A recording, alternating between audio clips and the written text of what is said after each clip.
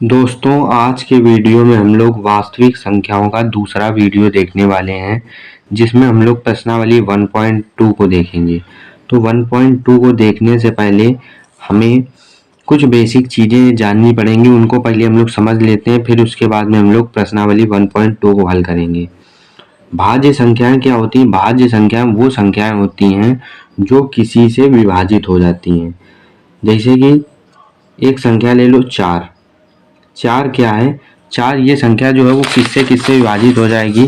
ये देखो 4 जो है वो 1 से विभाजित हो जाएगी, 4 जो है वो 2 से विभाजित हो जाएगी, 4 जो है वो 4 से विभाजित हो जाएगी। तो 4 कितनी संख्याओं से विभाजित हो रहे? 3 संख्याओं से। ठीक है, वो संख्या जो केवल 2 संख्याओं से विभाजित हो वो हमारी भाज्य संख्या कहलाती है। वो संख्या जो केवल 2 संख्याओं से, कौन कौन सी 2 संख्याएं? एक स्वयं से और दूसरा 1 से। एक तो स्वयं से विभाजित हो जाए और दूसरा 1 से विभाजित हो जाए तो वो संख्या हमारी अभाज्य संख्या कहलाती है। लेकिन जो ये संख्या है 4, ये 3 संख्याओं से विभाजित हो रही है, इसलिए ये हमारी एक अभाज्य संख्या नहीं है। इसलिए ये क्या है? भाज्य संख्या, क्योंकि ये 2 से विभाजित हो रही है। अब देखो अभाज्य संख्या क्या है। जैसे कि 2 क्या है? एक अभाज्य संख्या। कैसे 2 एक अभाज्य संख्या है? क्योंकि 2 जो है वो किससे विभाजित होगी? 1 से 2 विभाजित हो जाएगा। 2 जो है वो 1 से विभाजित होगा और 2 जो है वो स्वयं से विभाजित हो जाएगा। तो ये कितनी संख्याओं से विभाजित हो रहा है? 2। तो केवल 2 संख्याओं से विभाजित हो रहा है, इसलिए ये क्या है हम लोगों की अभाज्य संख्या। वो संख्या जो केवल 2 संख्याओं से विभाजित होती है, एक स्वयं से और दूसरी जो है वो 1 से विभाजित होती है, वो अभाज्य संख्या कहलाती है। और जो संख्या 2 संख्याओं से ज्यादा संख्याओं से, जैसे कि 4 जो थी वो 3 संख्याओं से विभाजित थी, इसलिए हमारी ये एक अभाज्य संख्या होती है। अब देखो आप आसानी से भाज्य भाज्य संख्याएं समझ सकते हो। अब देखो जैसे 3 हो गया, 3 क्या है? एक अभाज्य संख्या। कैसे? देखो 3 1 से विभाजित होगा और 3 3 से विभाजित होगा, केवल 2 संख्याओं से विभाजित है, इसलिए ये एक अभाज्य संख्या। अब देखो यहाँ पर ले लो जैसे कि 6। 6 क्या है? 6 1 से विभाजित होगा, 6 2 से विभाजित होगा, 6 3 से विभाजित होगा और 6 6 से विभाजित होगा। ये कितनी संख्याओं से विभाजित है? इसलिए 4 संख्याओं से विभाजित है। 4 संख्याओं से विभाजित है, इसलिए ये हमारी एक भाज्य संख्या है 6। अब देखो 5। 5 क्या है? भाज्य है कि अभाज्य? देखो 5 1 से विभाजित होता है और 5 5 से विभाजित होता है, केवल 2 संख्याओं से, इसलिए ये हमारी एक अभाज्य संख्या है। ठीक है, एक स्वयं से और दूसरा 1 से। अब यहाँ पर देखो 0 से भी हो सकता है कि सोचेंगे कई लोग कि 0 से भी तो ये संख्या विभाजित हो सकती है, तो 3 संख्याओं से विभाजित, लेकिन 0 से कोई भी संख्या विभाजित नहीं होती है। क्यों नहीं होती? देखो 0 2 बटा अगर 0 लिखोगे तो इसका मान अपरिभाषित होता है, इसकी कोई भी मतलब इसका कोई भी हल नहीं है, अपरिभाषित है, इसको कोई भी हल नहीं कर सकता है। तो इसलिए यहाँ पर 0 से कोई भी संख्या विभाजित नहीं होती, इसलिए यहाँ पर हम लोग 0 को छोड़ रहे हैं। इसलिए यहाँ पर हम लोग 1 से शुरू कर रहे हैं। 1 से शुरू किया, 2 से शुरू किया और आगे बढ़ते चले जाओ जितनी भी संख्याएं मिले। तो आपको समझ में आया होगा कि भाज्य और अभाज्य संख्याएं क्या होती हैं। अब इसके बाद में हम लोगों को समझना है कि अभाज्य गुणनखंड क्या होता है। अब हम लोग समझेंगे अभाज्य गुणनखंड क्या होता है। तो इसको समझने के लिए हम लोग ले लेते हैं एक संख्या, मान लो 120 ले लिया है, एक संख्या ले लिया है 120। इसका अभाज्य गुणनखंड क्या होगा? ठीक है, वो समझो कि अभाज्य गुणनखंड क्या होता है। तो एक संख्या है 120, इसका अभाज्य गुणनखंड करने के लिए आपको क्या करना पड़ेगा? आपको एलसीएम करना पड़ेगा। ये तो सब बच्चों को आता है कि एलसीएम कैसे निकाला जाता है। तो एलसीएम निकालने के लिए आपको सबसे छोटी संख्या से भाग करना है। 1 से भाग करोगे तो कोई फायदा नहीं है, 1 से भाग करोगे फिर 120 आ जाएगा, फिर 1 से भाग करोगे फिर 120 आ जाएगा, तो आगे हल नहीं होगा। तो 1 का यहाँ पर भाग नहीं करेंगे, यहाँ पर हम लोग 2 से भाग करेंगे, 2 का भाग इसमें चला जाएगा। देखो कैसे चला जाएगा? 2 छंग 12, 60 आ जाएगा। 2 से चला गया, फिर 2 से चला जाएगा, जब तक आखिरी में 0 है तब तक आपका 2 से भाग जाता रहेगा। 2 तिहाई 6, 30 आ गया। फिर इसके बाद में 2 से भाग करो, 2 एकम 2 और 1 इधर आ गया, 2 पंचे 10, 15। फिर अब 2 का भाग नहीं जाएगा, ठीक है। 2 का भाग नहीं जाएगा। अब 3 से भाग करो, 3 एकम 3×5 15, 5 बार जाएगा, 5 एकम 5 एक बार जाएगा। तो जब 1 आ जाए तो यहीं पर रुक जाना है, क्योंकि इसके आगे हम लोग अब नहीं कुछ कर पाएंगे। तो अभाज्य गुणनखंड क्या होगा इसका, जो एलसीएम लिखते हो, एलसीएम की तरह हम लोग क्या करते हैं, एलसीएम करने के लिए हम लोग क्या करते हैं, इसका अभाज्य गुणनखंड करते हैं। एलसीएम करने के लिए क्या करते थे, एलसीएम किसी भी 2 संख्या, 3 संख्या, 4 संख्या, एक से ज़्यादा संख्याओं किया जाता है। लेकिन यहाँ पर अभाज्य गुणनखंड क्या होता है वो हम लोग कर रहे हैं कि अभाज्य गुणनखंड के द्वारा ही हम लोग एलसीएम निकालते हैं। तो एलसीएम में जो तरीका अपनाया जाता है वही हम लोग कर रहे हैं। यहाँ पर क्या किया हम लोगों ने, यहाँ पर अभाज्य गुणनखंड कर लिया। तो ये इसके क्या कहलाते हैं, अभाज्य गुणनखंड। इनको अभाज्य गुणनखंड क्यों कहा गया है, क्योंकि ये जितनी भी संख्याएं यहाँ मिली हैं, जितनी भी इधर जितने से भी आपने भाग किया वो सब अभाज्य हैं। क्यों, क्योंकि देखो दो भी अभाज्य है, 3 भी अभाज्य है और 5 भी अभाज्य है। क्यों वे अभाज्य है, क्योंकि ये स्वयं से कटती हैं और 1 से कटती हैं, इसलिए ये हमारी अभाज्य हैं। इसलिए इसे कहा गया है अभाज्य गुणनखंड। गुणनखंड ये सब क्या है, इनको कैसे लिख सकते हो, 120 को कैसे लिख सकते हो, 120 बराबर लिख सकते हो 2 गुणा 2 गुणा तीसरा वाला 2 गुणा 3 गुणा 5।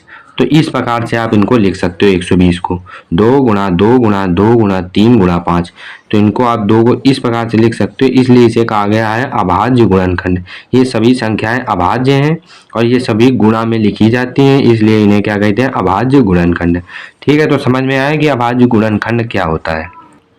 अब देखो हम लोगों ने अभाज्य गुणनखंड पढ़ लिया। अब हम लोग अभाज्य गुणनखंड के द्वारा एलसीएम और एचसीएफ कैसे निकालते हैं वो करते हैं। देखो यहाँ पर हमने एक संख्या ले ली है, 2 संख्याएं ले ली है 12 15। कभी भी एलसीएम एचसीएफ निकाला जाएगा वो हमेशा 2 से ज़्यादा संख्याओं का या 2 संख्याओं का निकाला जाता है। हमने यहाँ पर 2 संख्याएं ले ली हैं, तो इनका कह रहा है कि एलसीएम भी बताओ और एचसीएफ भी बताओ। तो एलसीएम इनका अभाज्य गुणनखंड द्वारा कैसे निकालेंगे, क्या करना है कि इनको 12 को और 15 को एक साथ लिख लेना है। किसके लिए, एलसीएम निकालने के लिए हम लोग क्या करेंगे, 12 15 को एक साथ लिख लेना है। ठीक है, जैसे हम लोगों ने पहले किया था, एक संख्या थी 1 लिखा था, अब दोनों को एक साथ करना है और उसी तरह बनाना है, उसी तरह लाइन यहाँ पर खींचना है। अब भाग देना है, भाग उसी संख्या का देना जिससे ये कट जाए, दोनों कट जाए या एक कट जाए। देखो सबसे छोटी संख्या सोचोगे, 1 से तो मैं देना नहीं है, 2 से करोगे तो 2 छंग 12 6 आ जाएगा और 15 कटेगा नहीं, तो 15 को वैसे का वैसे ही लिख देना है, 15 को छोड़ देना है, जिसमें भाग ना जाए उसको वैसे का वैसे ही छोड़ते जाओ। अब फिर 2 से भाग करो, 2 3 6, ये 2 से फिर कटेगा और ये फिर नहीं कटेगा, फिर इसको वैसे का वैसे लिख दो। फिर इसके बाद में 2 से कोई नहीं कटेगा, अब 3 से भाग दो, 3 एकम 3 एक बार और 3×5 15, 5 आ जाएगा 5 बार में।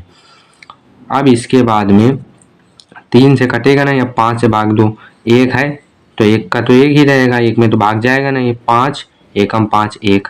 हमने क्या कहा था, जब 1 आ जाए तो रुक जाना, क्योंकि आप इसके आगे हल ही नहीं कर सकते हो, आपको रुकना ही पड़ेगा। ठीक है, तो 1 आ गया, रुक गए। इसके बाद में क्या करना है कि इसको हम लोग कैसे लिख सकते हैं, 120 को गुणा के टर्म में लिख दिया था। अब 12 15 को जो ये आया है उसको गुणा में जब लिखोगे तो वो एलसीएम होगा हम लोगों का, वो क्या होगा, एलसीएम।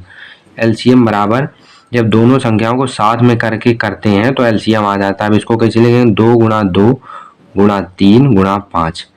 किसी भी 2 संख्याओं का अगर आपसे एलसीएम पूछे तो क्या करना है, उन दोनों संख्याओं को एक साथ रखना है, उनका अभाज्य गुणनखंड करना है और उन सभी को आपस में गुणा के टर्म में लिख करके गुणा कर देना है। क्या आएगा, 2 दूनी 4 और 5 तिहाई 15 और 15 चौको 60। तो 60 क्या आ गया, एलसीएम। ठीक है, समझ में आया कि कैसे करना है, दोनों संख्याओं को लिखना है, उनका अभाज्य गुणनखंड करना है, एलसीएम बराबर आ जाएगा सभी का गुणा करना है आपस में, तो आ जाएगा 60। 60 क्या आया, इन 12 और 15 का एलसीएम।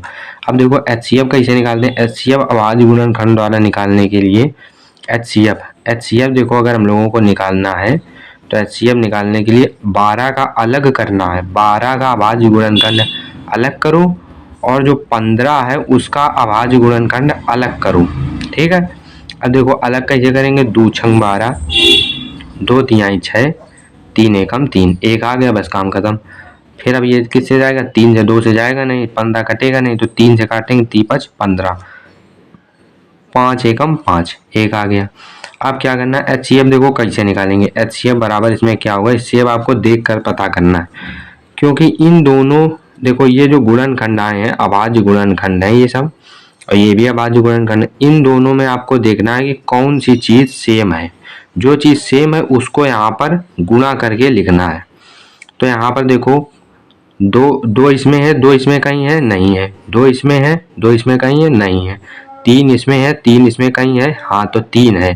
तो जो चीज दोनों में सेम हो वो चीज एक बार यहाँ लिखनी है, वो चीज एक बार लिखनी है। अब कुछ सेम मिल रहा, 5 यहाँ है, 5 इधर कहीं है नहीं है। अगर कोई भी चीज मान लो 5 इधर है 5 इधर भी होता तो गुणा करके 5 लिख देते और गुणा करके उसको हल कर लेते तो उत्तर आ जाता। तो जितनी भी चीजें सेम होंगी उन सबको गुणा करके यहाँ पर लिख लेना, हल करना, उत्तर आ जाएगा। तो HCF बराबर हमारा सीधा कितना आ गया, 3। तो सीधा HCF निकल आया। इन दोनों में जो चीज दोनों में सेम हो उनका गुणा ही क्या कहलाता है, HCF कहलाता है। इन दोनों में क्या चीज सेम थी, केवल 3, तो HCF क्या आ गया, 3। इस प्रकार से आपको किसी भी अभाज्य गुणनखंड के द्वारा किन्हीं भी संख्याओं का LCM और HCF निकाल सकते हो आप। चाहे उसमें 2 संख्याएं हों, चाहे 3 संख्या हो, चाहे 4 संख्याएं हो, उनको क्या करना है, साथ में लिखना है और हल करना है। अब देखो यहाँ पर एक चीज और है कि LCM और HCF आपस में कैसे संबंधित होते हैं। देखो यहाँ पर LCM गुणा HCF आप कभी भी करोगे, LCM करोगे गुणा लगा के HCF कर देना, LCM गुणा HCF अगर करोगे तो वो जो दो संख्याएं हैं जिनका आपने गुणनखंड किया है उन दोनों संख्याओं का गुणनफल होगा बराबर उन दोनों संख्याओं का गुणनफल जिनका आपने क्या किया है, LCM किया है या HCF किया है, उन दोनों संख्याओं का गुणनफल इधर करोगे, गुणनफल यानी कि गुणा, तो हम लोगों का बराबर आएगा। देखो यहाँ पर हम लोगों ने LCM लिया था 60, 60 लिखो, HCF क्या था 3, तो 3 लिखो, बराबर उन दोनों संख्याओं का गुणनफल होगा हमेशा। तो इधर क्या है, वो संख्या 12 और 15, उन दोनों संख्याओं का जो गुणनफल होगा वो LCM गुणा HCF के बराबर होता है। ये एक सूत्र है, इसको सूत्र की तरह समझ लो कि LCM गुणा HCF बराबर उन दोनों संख्याओं का गुणनफल। देखो हम आपको सिद्ध करके दिखा रहे हैं कैसे होता है। LCM लिखा, HCF लिखा, उन दोनों संख्याओं को गुणनफल कर दिया। अब यहाँ पर गुणा कराओ, 0 3 18, 180 आ गया इधर, और यहाँ गुणा कराओ 15 दूनी 30 का 0 हाथ से लगा 3, 15 एकम 15, 3 18, 180। देखो दोनों आपस में कैसे आ रहे हैं, बराबर। इसलिए सूत्र निकला है कि LCM गुणा HCF बराबर दोनों संख्याओं का गुणनफल होता है। ये आपकी एक्सरसाइज में काम में आएगा, ये आपको याद रखना है, ठीक है। अब देखो हमारे जो बेसिक हैं वो इतने ही थे। अब आप 1.2 को आसानी से पूरी तरह हल कर सकते हो। अब हम लोग चलते हैं प्रश्नावली 1.2 के सवाल नंबर पहले की तरफ। अब देखो यहाँ पर हम लोगों का पहला नंबर सवाल दिया गया है, निम्नलिखित संख्याओं को अभाज्य गुणनखंडों के गुणनफल के रूप में व्यक्त कीजिए। अभी हम लोगों ने अभाज्य गुणनखंड देखा था, उनके गुणनफल के रूप में व्यक्त करना है इन संख्याओं को।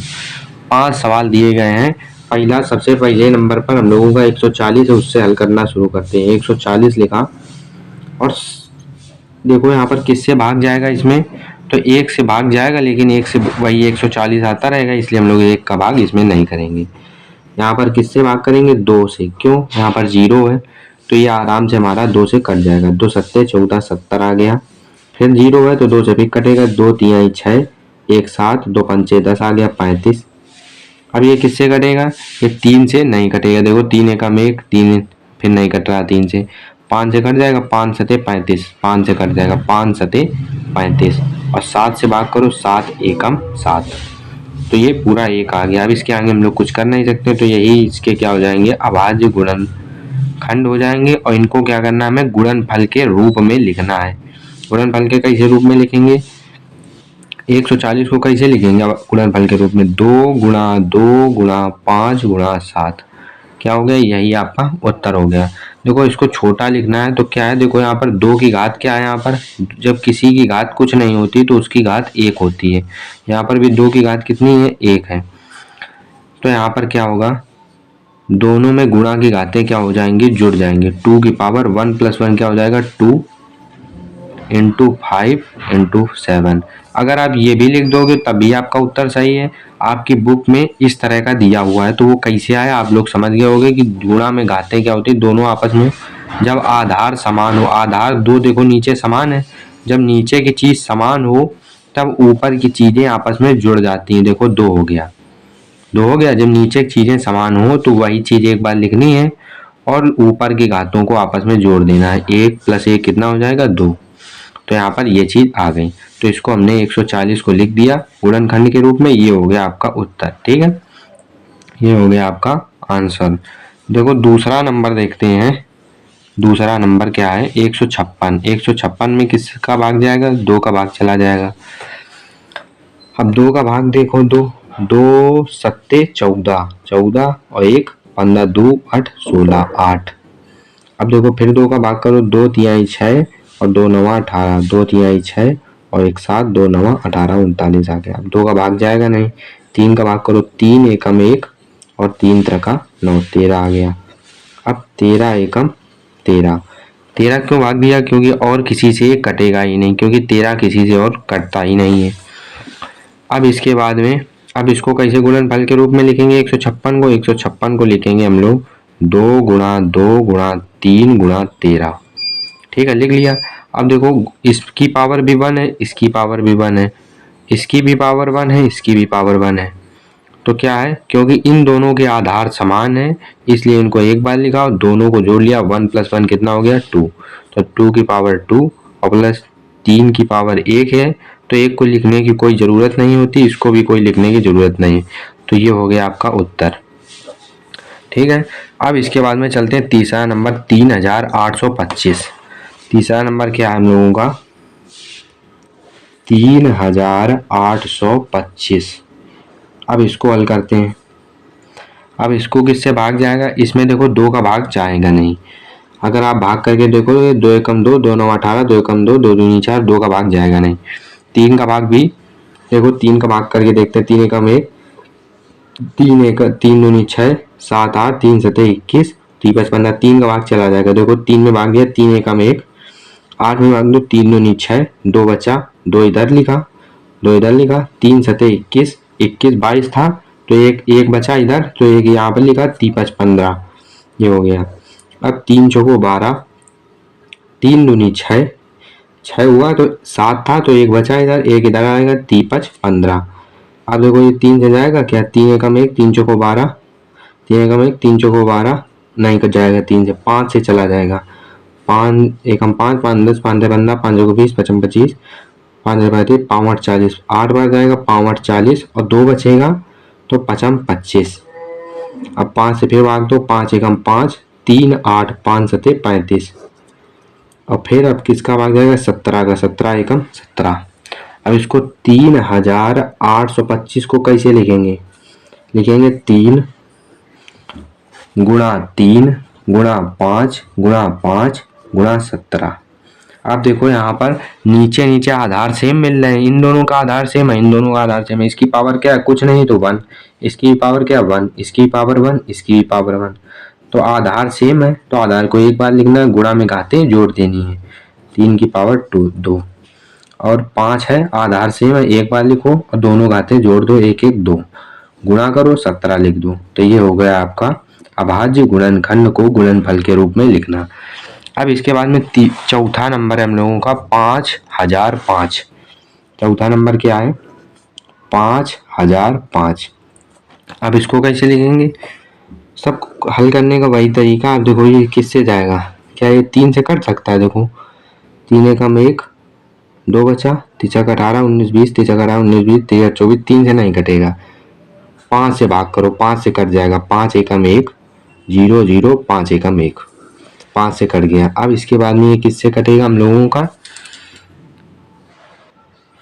अब देखो यहाँ पर हम लोग 6 का भाग कर नहीं सकते। 6 का भाग क्यों नहीं कर सकते, क्योंकि 6 एक हम लोगों की अभाज्य संख्या नहीं होती। अभी हम लोगों ने देखा था, पीछे हम लोग देख चुके हैं कि 6 एक अभाज्य संख्या नहीं है। 6 को भाग करने का कोई मतलब नहीं है। ठीक है, जब आपका 2 का भाग नहीं गया है, 3 का भाग नहीं गया है, तो अब 6 का भाग भी नहीं जाएगा। ठीक है, ये होता है। तो इसलिए यहाँ पर आपको किसी भी भाज्य संख्या का, किसी भी भाज्य संख्या, देखो 6 क्या थी, एक भाज्य संख्या, किसी भी भाज्य संख्या का भाग नहीं करना होता है, केवल अभाज्य संख्या का ही भाग करना होता है। अभाज्य संख्या कौन होती है, जिसमें केवल खुद का भाग और एक का भाग जाता है। 6 में देखो 2 का भाग चला जाएगा, 3 का भाग, 1 का भाग, 6 का भाग, तो इसलिए अभाज्य संख्या नहीं है, इसलिए 6 का भाग हम लोग यहाँ नहीं करेंगे। अब देखो 7 का भाग करके देखो, 7 से कटेगा क्या, 7 एकम 7, 3 बचा 10 करने के लिए, 7 28, 28 29 30, 7 से 21, तो 7 से चला जाएगा। देखो कैसे, 7 एकम 7 किया, 7 10 था तो 3 बचा, 3 इधर लिखा, 30 है तो 7 28, 28 हुआ तो 28, 30 में 28 घटाओ तो 2 बचा, 2 लिखो, 7 त्रिक 21, तो ये क्या आ गया हम लोगों का 143। हम लोगों का क्या आ गया 143। अब आपको सोचना पड़ेगा 8 से क्या भाग कर सकते हैं, क्योंकि नहीं कर सकते हैं, क्योंकि 8 जो होती है वो हम लोगों की क्या होती है, भाज्य संख्या, इसलिए हम लोग 8 का भी भाग नहीं करेंगे। 9 का भाग कर सकते हैं, नहीं करेंगे, करके देखना ही नहीं है। क्यों नहीं देखना है, क्योंकि 9 भी हम लोगों की क्या होती है, एक भाज्य संख्या। 9 भी 3 से कट जाती है, बीच में 1 से भी कटती है, 3 से भी कटती है और स्वयं से भी कटती है, इसलिए ये भाज्य संख्या है, 9 का भी नहीं करना है। 10 भी भाज्य संख्या है, 10 का भी नहीं करना है। 11 एक अभाज्य संख्या है, तो 11 का करके इसमें चेक करो, तो 11 एकम 11, 11 तियां 33, तो 11 से कट जाएगा, 11 एकम 11 और 3, 11 तियां 33, 13 आ गया। अब 13 किसी से कटेगा नहीं, तो 13 को सीधा 13 एकम 13 लिख दूँ। अब हम लोग 5005 को कैसे लिख सकते हैं, 5005 बराबर होगा 5 गुणा 7 गुणा 11 गुणा 13, ठीक है। अब इसको कैसे हल करेंगे, इसको कुछ हल ही नहीं होगा, तो यही हो जाएगा हम लोगों का आंसर, ठीक है। अब देखो यहाँ पर हम लोगों का है 5वां नंबर सवाल है 7429, 7429। अब इसका कैसे करेंगे हम लोग, देखो 5वां नंबर है 7429, इसका कैसे हल करेंगे। इसको हल करने के लिए हम लोग क्या करेंगे, 2 का भाग करेंगे तो 2 का भाग जाएगा नहीं। क्यों नहीं जाएगा, क्योंकि अगर आखिरी संख्या 2 से नहीं कट रही है, याद रखना, अगर आखिरी संख्या 2 से कट जाए तो यानी कि वो हम लोगों की संख्या पूरी की पूरी 2 से कट जाएगी। इतना लंबा हम लोगों को भाग करने की कोई ज़रूरत नहीं, अगर करना भी चाहो तो आराम से कर सकते हो। 2 तिहाई 6, 1 2 सत्ते 14, 2 एकम 2, 2 चौको 8, 1 बच जाएगा, इसलिए नहीं कटेगा। 3 से भाग करके देखो, 3 दूनी 6, 1 7, 3 चौको 12, 2 बचा, 3 सत्ते 21, तिछक 18, फिर 1 बच जाएगा, तो 3 से भी नहीं कटेगा। 4 का भाग करेंगे नहीं, क्योंकि 4 एक भाज्य संख्या। 5 का भाग करो, 5 का भाग नहीं जाएगा। 5 का भाग तभी जाता है जब आखिरी में आपका या तो 0 हो और या तो 5 हो, तभी आपकी वो संख्या 5 से कटती है। अगर आपको ये याद नहीं करना तो सीधा भाग करके देख लो, 5 एकम 5, 2 बचा, 5 चौको 20, 20 हुआ, 4 बचा, 5 40, फिर 2 बचा, 5 25, 4 बच गया, तो इसलिए 4 5 से भी नहीं कटेगी। 6 का भाग करेंगे नहीं, क्योंकि 6 एक क्या है हम लोगों की, 6 हम लोगों की एक भाज्य संख्या। 7 का भाग करके देखो, 7 एकम 7, 0 लगाया, भाग न खाई बिंदी, क्योंकि एक पहले एक बार लिया, अब 2 संख्याएं ले रहे हैं, इसलिए भाग न खाई बिंदी एक बार उतारा लेना पड़ेगा। भाग न खाई बिंदी, क्योंकि भाग जाएगा नहीं 4 में, तो इसलिए 0 बढ़ा लिया यहाँ पर। अब 2 संख्याओं भाग करेंगे, 7 42, 6 बार जाएगा और फिर 9 कटेगा नहीं, 7 एकम 7, 2 बच जाएगा, इसलिए 7 से भी नहीं कटेगा। 8 एक भाज्य संख्या, 8 का भाग करेंगे नहीं, 9 का भी नहीं करेंगे, 9 एक भाज्य संख्या, 10 का भी नहीं करेंगे। 11 का इसमें करके देखो, 11 एक भाज्य संख्या है, 11 छका 66, 8 बचा, 11 सते 77, 11 सते 77, 5 बचा, अब 11 बचे 55, 4 बच जाएगा, तो फिर नहीं जाएगा भाग। 12 से करेंगे नहीं, क्योंकि 12 एक भाज्य संख्या है। 13 से करके देखो, 13 26 13 39 13 53 65 65, 9 बचा, 9 यहाँ रखा, 13 26 39 13 53 65 13 78, 13 सते 91, 13 सते क्या आएगा 91, 1 बचा, अब 19 आ गया, तो 19 भी हम लोगों का क्या होगा, 13 से नहीं कटेगा, तो 13 से भी नहीं कटेगा। अब 14 से भाग करके देखो, 14 से भाग नहीं करेंगे, 14 एक भाज्य संख्या। 15 से भाग नहीं करेंगे, 15 भाज्य संख्या। 16 से भी भाग नहीं करेंगे, 16 भी भाज्य संख्या है।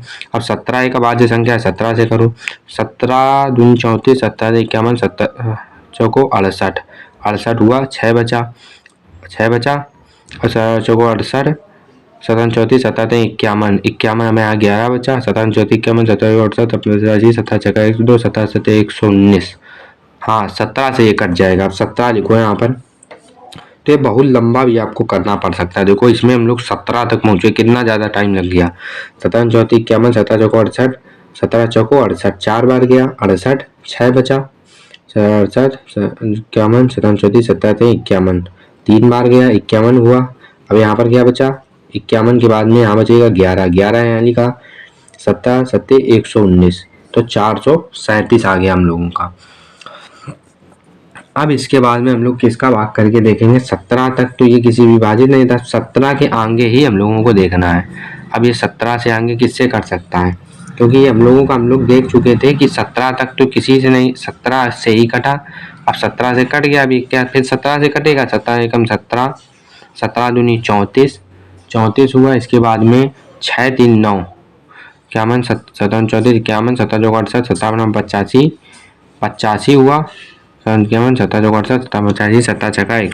अब 17 छक्का 102 हुआ, यानी कि ये 17 से भी नहीं कटेगा।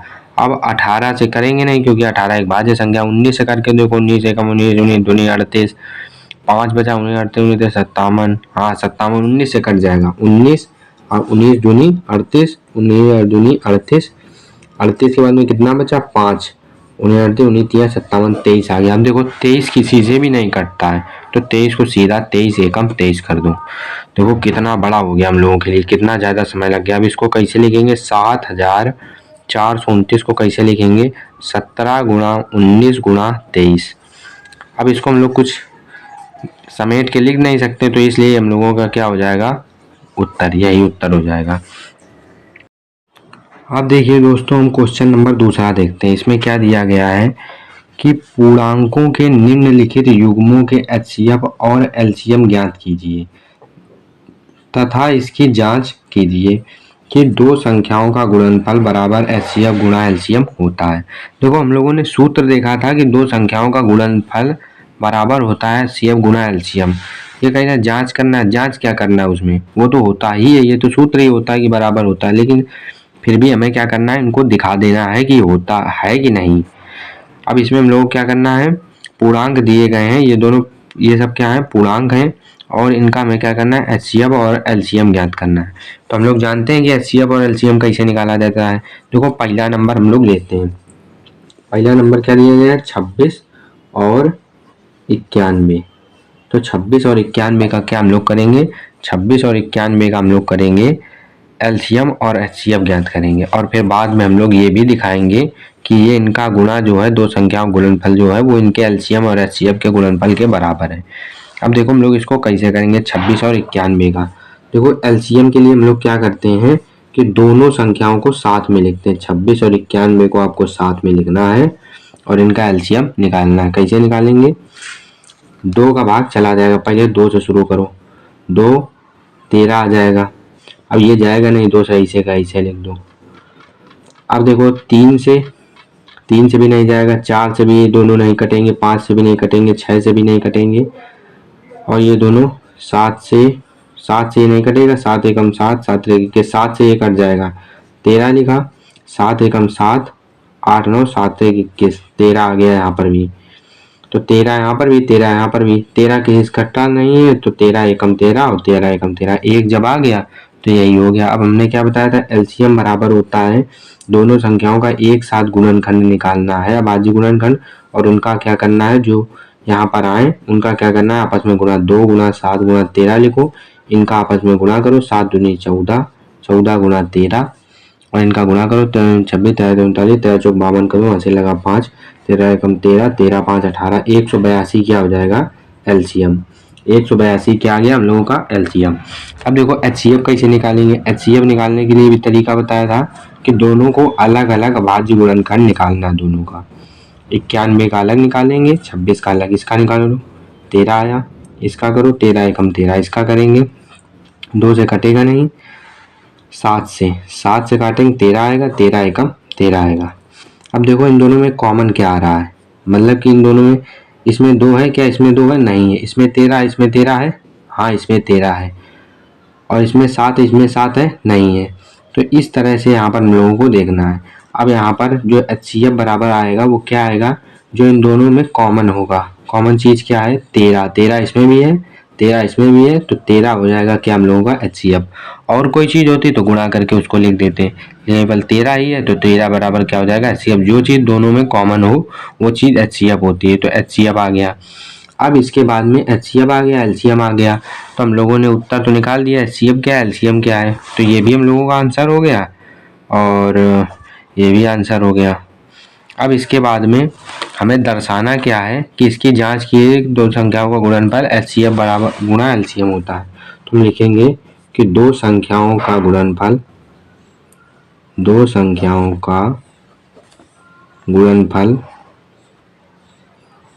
बराबर होता है HCF गुणा LCM के। ठीक है।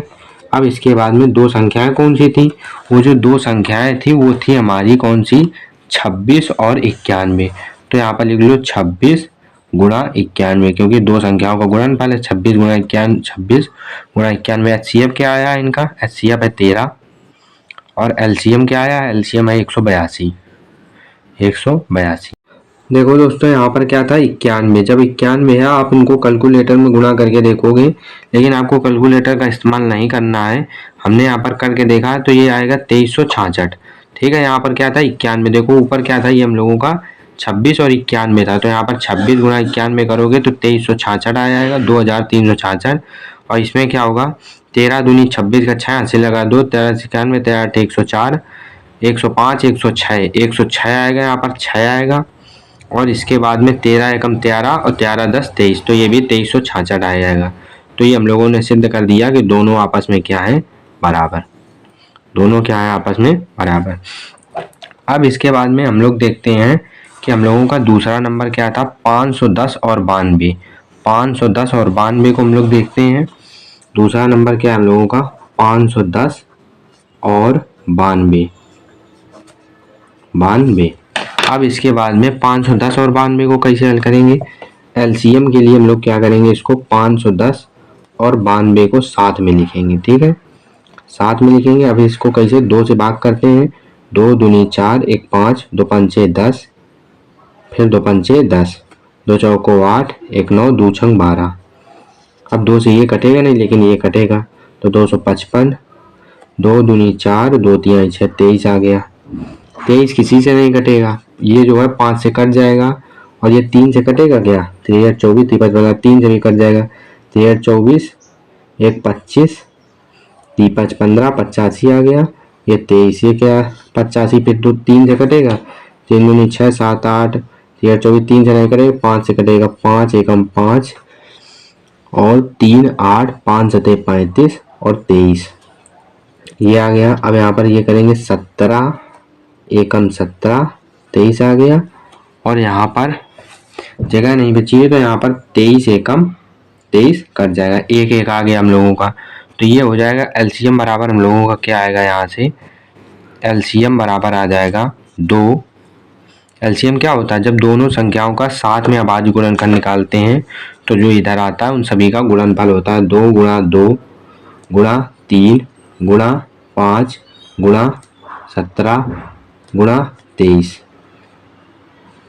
तो ये LCM बराबर हम लोगों का क्या आ जाएगा, यहाँ पर जब हम लोग गुणा करेंगे। अब देखो यहाँ पर जब हम लोग करेंगे गुणा तो इसका उत्तर आएगा 23,460।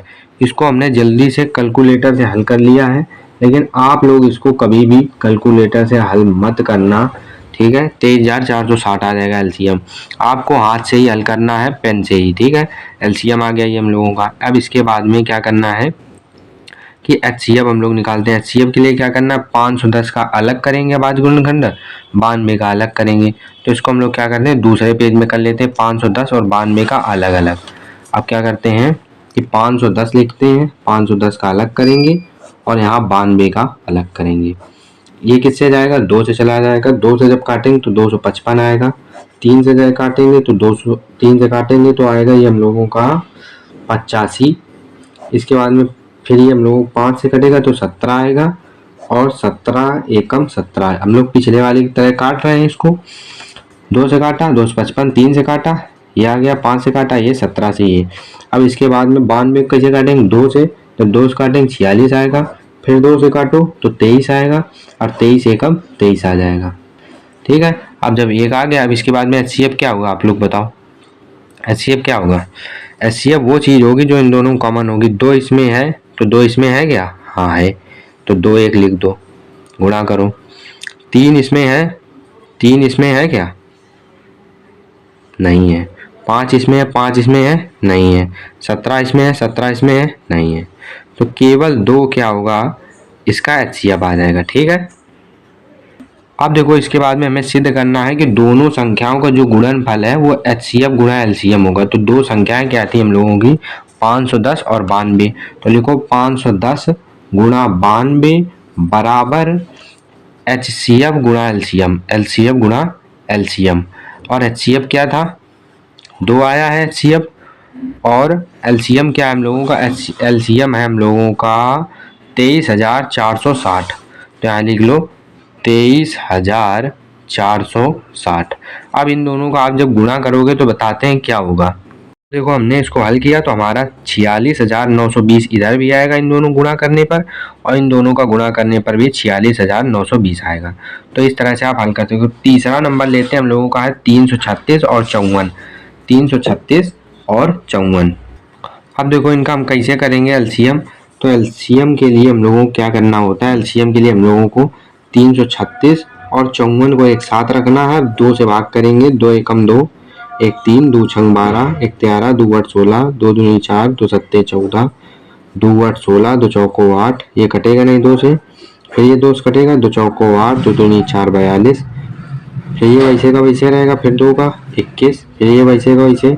अब 2 से कटेगा नहीं, 3 से कटे, 3 से 21, 3 9 27। अब ये 3 से कटेगा नहीं तो ये 3 से कटेगा, 3 3 9, फिर 3 से काटो, 3 एकम 1, 1 आ गया इधर। अब ये किससे कटेगा, 7, केवल 7 से कटता है तो 7 एकम 7, दोनों आ गए। अब क्या होगा, एलसीएम बराबर क्या होगा हम लोगों का, एलसीएम बराबर 2 गुणा 2 गुणा 2 गुणा 2 गुणा 3 गुणा 3 गुणा 3 गुणा 7 गुणा केवल 7। अब इनका गुणा कराओ, 2 दूनी 4, दूनी 8, दूनी 16, 16 बत्तीस 16 48, प्लस 3 तका 9 सते 63। अब जब हम लोग इनका करेंगे तो क्या आएगा, 3024। 3000 क्या आ जाएगा, 24 आएगा इनका एलसीएम। अब इसके बाद में एचसीएफ कैसे निकालेंगे हम लोग। एचसीएफ निकालने के लिए हम लोगों को क्या करना पड़ेगा, दोनों संख्याओं का अलग अलग अभाज्य गुणनखंड करना। 336 का अलग करेंगे, 54 का अलग करेंगे, जो चीज़ कॉमन आ जाएगी वही चीज़ हम लोगों की उत्तर हो जाए। 2 का भाग करेंगे इसमें तो 168 आएगा, फिर 2 का भाग करेंगे 84 आएगा, फिर 2 का भाग करेंगे 42 आएगा, फिर 2 का भाग करेंगे, 2 जब भाग किया था तब क्या आया था, 21 आया था। फिर 3 का भाग किया था तो क्या आया था, 7, और फिर 7 का भाग करेंगे तो 1 आ जाएगा। 2 का भाग करो 27 आएगा, 3 का भाग करो 9 आएगा, 3 9 27, 3 9 27, 3 3 9, 3 एकम 1। अब जो हमारा एचसीएफ आएगा वो क्या आएगा, 2 इसमें भी है 2 इसमें भी है तो 2 लिख दो, 2 इसमें 2 इसमें कहीं नहीं है, फिर 2 इसमें 2 इसमें कहीं नहीं, 2 इसमें 2 इसमें कहीं नहीं, 3 इसमें है 3 इसमें भी है तो 3 लिख दो, 7 इसमें है 7 इसमें कहीं नहीं, तो ये क्या हो जाएगा, 2 3 6, 6 क्या हो जाएगा हमारा यहाँ पर एचसीएफ। ठीक है, ऐसे हम लोग यहाँ पर एचसीएफ जब दो संख्याएं हों तो जो दो चीज़ें कॉमन है उन्हीं को एक बार लिखना है, उनका गुणा कराना है, एचसीएफ आ जाएगा। अब हम लोगों को जो चीज़ सिद्ध करनी थी कि दो संख्याओं का गुणनफल, दो संख्याएं कौन सी हैं, 336 और 54। 336 गुणा 54 करना है, बराबर हम लोगों को क्या करना है, एलसीएम गुणा एचसीएफ। एलसीएम क्या है, 3024 गुणा एलसीएम गुणा एचसीएफ। एचसीएफ यानी कि 6। चाहे एलसीएम को आगे लिखो चाहे एचसीएफ को पहले लिखो, कोई फर्क नहीं पड़ेगा गुणा करने में। और जब इनका गुणा कराएंगे तो क्या होगा, 6 12 6 18 6 चौक 24 के 4 हासिल लगा 2, 6 12 13 14 14 का 14 आया, 6 18, 18,144 इधर आया तो 18,144 इधर भी आ जाएगा। अब देखिए दोस्तों, प्रश्न नंबर 3 है हम लोगों का, अभाज्य गुणनखंड विधि द्वारा निम्नलिखित पूर्णांकों के एचसीएफ और एलसीएम ज्ञात कीजिए।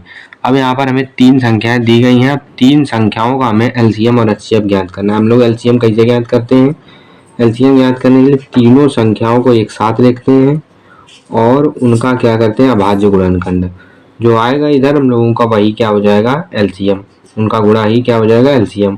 2 का 2 छंग 12, 15 का 15, 21 कटेगा नहीं, फिर 2 तिहाई 6, 15 भी नहीं कटेगा, 21 भी नहीं कटेगा। 3 का भाग देंगे, 3 एकम 1, 3 5 15, 3 सते 21, 3 से जाएगा नहीं, 5 से करेंगे, 5 एकम 5, 7 वैसे का वैसे ही, 7 से भाग करेंगे, 7 एकम 7।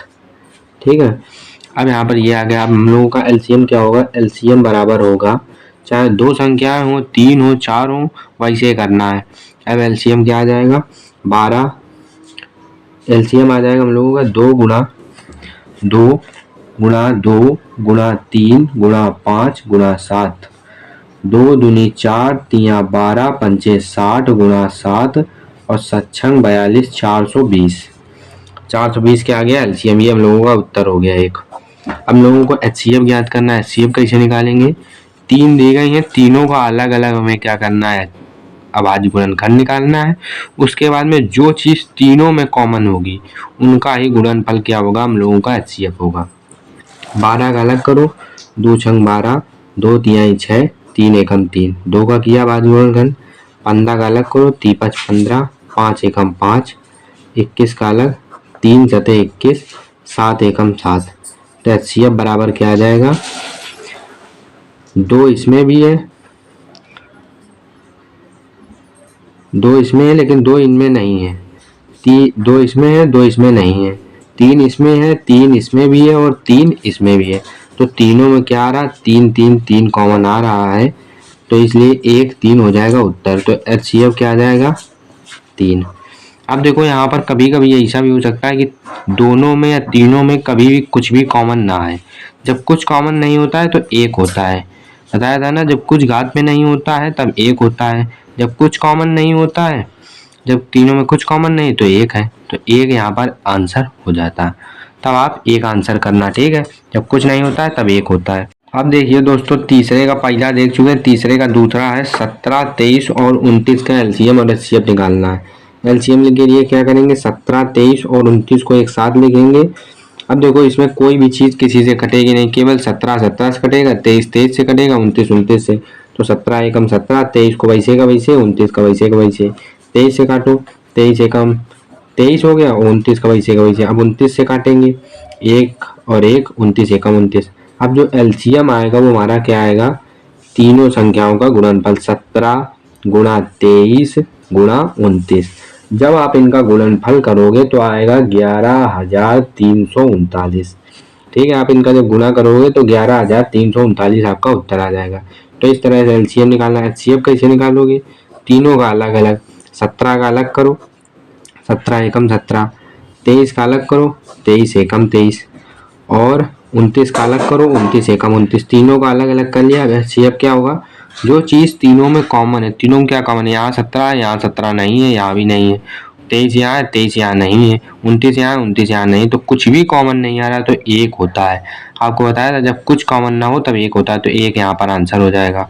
यहाँ पर 11,339 आंसर। अब देखो यहाँ पर 8, 9 और 25 इसी तीसरे का है, एलसीएम और एचसीएफ निकालना है। क्या करना है, 8, 9 और 25 को एक साथ लिखेंगे। अब हम लोग क्या करेंगे, 2 का भाग, 2 चौको 8, 9 और 25 कटेगा नहीं, फिर 2 का भाग, 2 दूनी 4, 9 25 और इसके बाद में फिर 2 का भाग, 2 एकम 2, 9 और 25।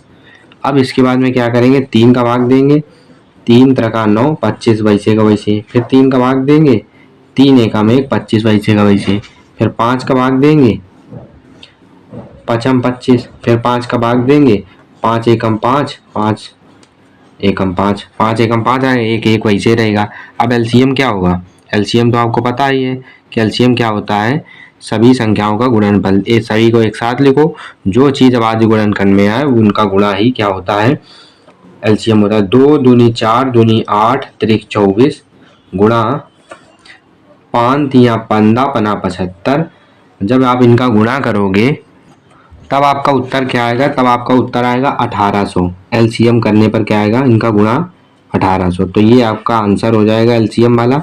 अब देखो एचसीएफ कैसे निकालेंगे, एचसीएफ निकालने के लिए क्या करना है आपको, तीनों का अलग अलग करना। 8 का अलग करो, 2 चौको 8, 2 दूनी 4, 2 एकम 2। 9 का अलग करो, 3 त्रिका 9, 3 एकम 1। 25 का अलग करो, 5 25, 5 एकम 5। अब जो HCF होगा वो क्या होगा, जो चीज कॉमन है। देखो इन तीनों में कुछ भी कॉमन नहीं, ना दो इसमें लेकिन 2 इसमें नहीं, 3 इसमें तो 3 इसमें नहीं, 5 इसमें तो 5 इनमें नहीं। तो जब कुछ भी कॉमन नहीं आता है तब उत्तर क्या होता है, 1। तो यहाँ पर एक हो जाएगा HCF। अब देखिए दोस्तों क्वेश्चन नंबर 4। क्वेश्चन नंबर 4 क्या दिया गया है, HCF दिया गया है। इसका क्या मतलब है, जो संख्याएं अंदर दी गई हैं उनका HCF, जो दो संख्याएं दी गई उनका HCF क्या है, 9 दिया है। एलसीएम इन दोनों संख्याओं का ज्ञात करना है, ज्ञात कीजिए। तो इन दोनों संख्याओं का एलसीएम ज्ञात करना है, जबकि एचसीएफ हम लोगों को दिया है। तो हमने आपको बताया था कि एलसीएम और एचसीएफ में क्या संबंध है, कि एलसीएम गुणा एचसीएफ बराबर होता है दोनों संख्याओं का गुणनफल, दोनों संख्याओं का गुणनफल, दोनों संख्याओं का गुणनफल। ठीक है, ये होता है। अब इसके बाद में क्या करना है, एलसीएम कितना दिया था, एलसीएम दिया नहीं, एलसीएम हमें निकालना है। ठीक है, एलसीएम निकालना है। एचसीएफ कितना दिया, इन दोनों का एचसीएफ है 9, 9 में दे दिया है। दोनों संख्याओं का गुणनफल लिखना है 306 गुणा 657, 657। अब एलसीएम निकालने के लिए हमें क्या करना पड़ेगा, हमें समीकरण की तरह हल करना है। 9 इधर गुणा में उधर भेजेंगे, भाग में हो जाएगा 306 गुणा 657 बटे 9, गुणा में है भाग में आ जाएगा। 9 का भाग दो तो 9 18 9 तरीक 27, 27 हो गया, और 3 30 नचोक 36 34 हो गया। तो एलसीएम बराबर आ जाएगा 34 गुणा 657। तो एलसीएम जब आप इनका गुणा कराओगे तो आपको एलसीएम पता चल जाएगा। एलसीएम क्या आएगा, 22,338, 22,338 क्या होगा आपका एलसीएम आ जाएगा। देखो हमने कितनी आसानी निकाल लिया एलसीएम और एचसीएफ के रिलेशन से, कि जो उत्तर आएगा वो हमारा आएगा 22,338। देखिए दोस्तों क्वेश्चन नंबर 5। क्वेश्चन नंबर जो 5 दिया गया वो क्या दिया गया है, कि जांच कीजिए कि क्या किसी प्राकृतिक संख्या n के लिए संख्या 6 की पावर n अंक 0 पर समाप्त हो सकती है। देखो इसका क्या कहने का मतलब है, देखो यहाँ पर दिया गया प्राकृतिक संख्या n क्या है, प्राकृतिक संख्या जब हो तो क्या 6 की पावर n का जो अंक है वो 0 आ सकता है, मतलब आखिरी का जो अंक है, मतलब कि इकाई का जो अंक है वो क्या 0 आ सकता है, 0 पर समाप्त हो सकती है। जैसे कि मान लो कि कोई 50 है, जैसे 50 लिखा है तो 50 है तो ये 0 है, इसी को दर्शा रहा है। क्या 6 की पावर अगर n का मान हम कोई भी प्राकृतिक संख्या रखें, प्राकृतिक संख्या क्या होता है, जैसे कि प्राकृतिक संख्या जो होती है जैसे कि 1 2 3 4 1 2 3 4 5, 1 से लेकर के पीछे के अंक 0 इसमें नहीं होता है, 1 से लेकर के आगे तक अनंत तक आप कहीं पर भी चले जाएंगे तो वो संख्या प्राकृतिक संख्या होती है। तो कह रहा है कि n की जगह पर आप क्या रखिए 1 2 3 4 5 6 7 8 कुछ भी रखिए वन प्राकृतिक संख्या में, तो वो क्या जो इकाई का अंक है वो क्या, इसका मतलब है कि इकाई का अंक क्या 0 आ जाएगा, यानी कि क्या 6 की पावर n अंक 0 पर समाप्त हो सकता है। ये चीज़ इसके कहने का मतलब है। तो ये चीज़ हम लोग देखेंगे। देखो 6 की पावर आप कुछ भी रखो, देखो चाहे रख के देखो, 6 की पावर आप 1 रखो तो 1 रखेंगे तो क्या आएगा 6, 6 की पावर 2 रखो तो 6 गुणा 6 होगा तो 6 36 आएगा। 6 की पावर 3 रखो, 6 36 छक्का 216 आएगा। तो देखो बाद में क्या आ रहा है, केवल 6 6 6 ही आ रहा है, ये कभी भी 0 हो ही नहीं रहा है।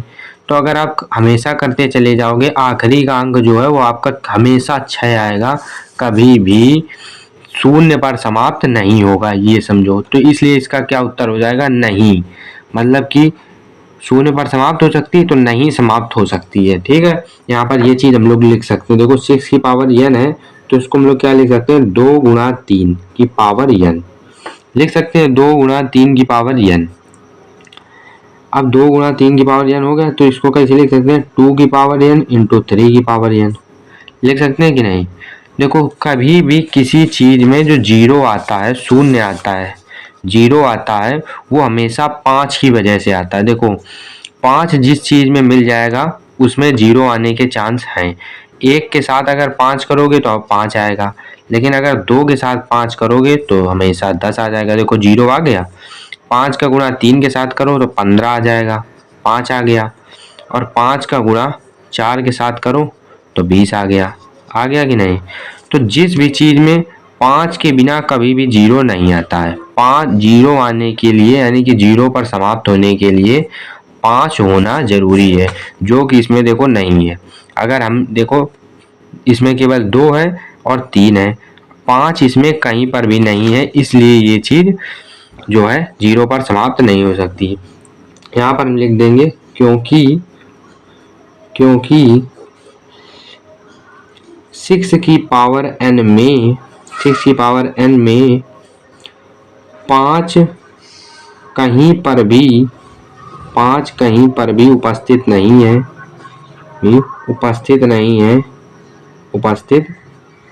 है,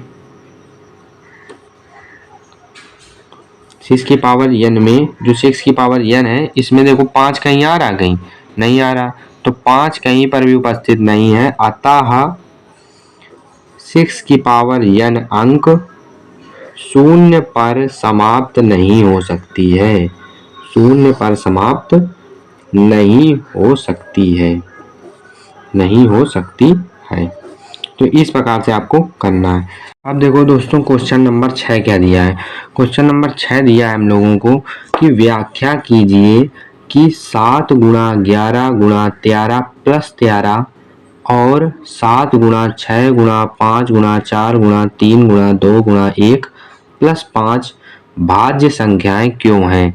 तो आपको बताया था भाज्य संख्याएं क्या होती हैं, जो 2 से अधिक संख्याओं से कटती हैं, यानी कि एक स्वयं से भी कटे और किसी अन्य से कटे, वो क्या होती हैं भाज्य संख्याएं। स्वयं से कटे और एक से भी कटे और किसी भी अन्य से कटे तो वो क्या होंगी भाज्य संख्या। अब देखो यहाँ पर दिया है पहली संख्या दी है 7 गुणा 11 गुणा 13 प्लस 13 ये दिया। अब जब आप इसको 7 गुणा 11 गुणा 13 हल करोगे तो आपको मिलेगा 1001, तीनों का गुणा करोगे 1001 प्लस 13 ये आ जाएगा। जब इनको जोड़ोगे तो क्या आ जाएगा 1014। अब 1014 आ गया है। 1014 को आप देखो 1014 1 से भी विभाजित है, ठीक है। इसके बाद में 2 से विभाजित हो जाएगा, देखो 2 पंचे 10 और 0 2 सत्ते 14, 2 से विभाजित हो गया। अब देखो 2 से तो विभाजित हो गया, अब हमें आगे कुछ करने की जरूरत नहीं है। और ये किससे विभाजित होगा, और ये स्वयं से तो विभाजित होगा ही, 1014 से तो ये विभाजित होगा ही। ये जो संख्या है वो 1 से तो विभाजित है, साथ में 1014 से विभाजित है, स्वयं से विभाजित है। इसके बाद में ये किसी अन्य संख्या से विभाजित है, इसलिए ये क्या है हम लोग कह सकते हैं क्योंकि ये संख्या 1 और स्वयं से भी विभाजित है और साथ में 2 से भी विभाजित है, इसलिए ये संख्या जो है 1000, इसलिए जो संख्या ये है इसको हमने हल करके ये लिखा है। तो ये संख्या जो है वो क्या है भाज्य संख्या। अब देखो दूसरी जो चीज दी गई है ये, अब आप इनका क्या है 7 गुणा 6 गुणा 5 गुणा 4 गुणा 3 गुणा 2 गुणा 1 प्लस 5 करोगे तो क्या मिलेगा 5040। इनको गुणा करो 5040 प्लस 5 करोगे तो मिलेगा 5045। अब ये देखो किससे कटेगा, ये 5 से कट जाएगा, 5 एकम 5 0 0 5 9 45, 5 से कट गया। तो इसका मतलब है कि ये 5 से भी कटेगा, ये 1 से भी कटेगी, ये 5045 है वो 1 से भी कटेगी और 5 से भी कटेगी और स्वयं से भी कटेगी। तो इसलिए ये भी क्या है, ये भी हमारी भाज्य संख्या है। इसलिए यहाँ लिख सकते हैं, क्या लिखेंगे हम लोग कि चूंकि 7 गुणा 11 गुणा 13 प्लस 13 प्लस 13 संख्या स्वयं से और 1 से तथा 2 से भी विभाजित है, 2 से भी विभाजित है, अतः भाज्य संख्या है, भाज्य संख्या है। अब देखो ये जैसे इसको कैसे लिखेंगे 7 गुणा 6 गुणा 5 गुणा 4 गुणा 3 गुणा 2 गुणा 1 और प्लस 5, क्योंकि ये संख्या, इसमें ऐसे भी लिख सकते हैं इसकी जगह कि इसमें हम लोग 2 से भी विभाजित है, इसमें 5 से, तो 2 की जगह बस 5 कर देना है, काम हो जाएगा। तो संख्या इतनी संख्या दो से अधिक संख्याओं से विभाजित है। जो ये संख्या है वो 2 से अधिक संख्याओं से विभाजित है, 2 से अधिक संख्याओं